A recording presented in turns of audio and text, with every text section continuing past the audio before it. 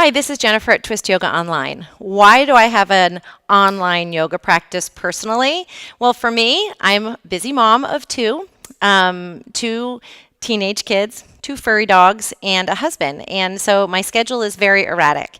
And although I have the best intentions of getting in for a class, I own a yoga studio. You'd think that I could always get in for a class, but oftentimes that's not the case. So having a home practice for me is essential for my own well-being. I know it keeps me sane ish, and it keeps me happy, that's for sure.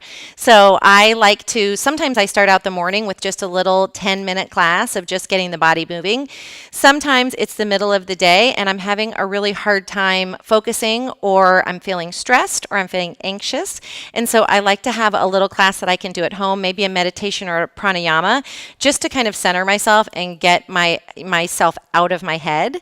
And sometimes it's before I go to bed. So oftentimes I've gone the day and I'm a very tight bodied person naturally. So I love a little before bed, just a little, either a yin class or just one of the slower flow classes, just to prepare me to sleep well, because we all know how important sleep is. So that's why I have a home practice. Anxious to hear about why you have one too.